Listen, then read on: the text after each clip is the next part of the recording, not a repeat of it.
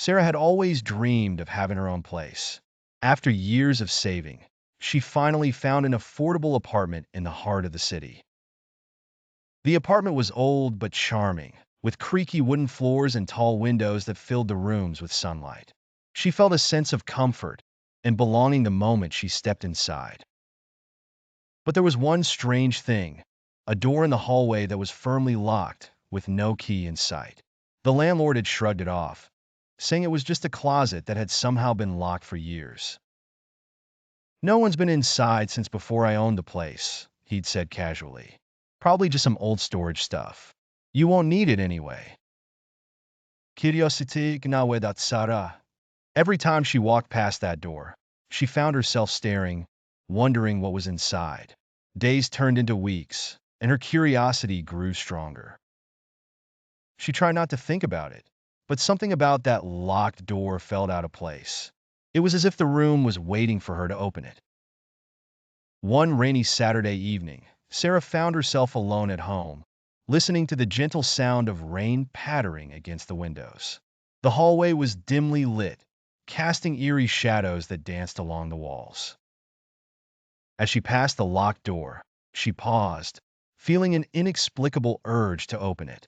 She couldn't ignore the nagging feeling any longer.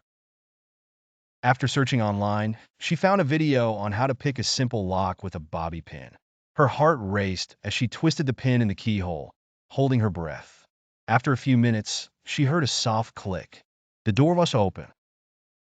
Sarah hesitated, hand on the doorknob, before slowly pushing the door open. The room was small and dark, with a faint musty smell that made her wrinkle her nose. She reached for the light switch, but found nothing, so she pulled out her phone to use as a flashlight.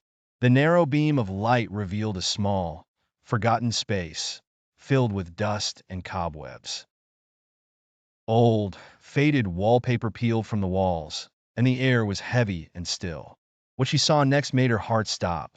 The walls of the room were covered with photographs, hundreds of them, arranged in a chaotic, overlapping collage.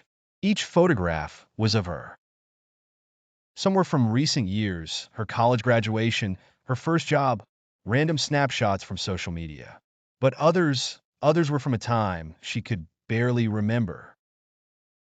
There was one of her as a child, sitting on her father's shoulders.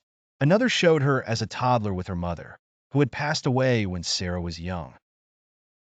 As Sarah stepped closer, she noticed the photos were not just of major events, but of moments she hadn't shared with anyone, moments she thought no one had witnessed.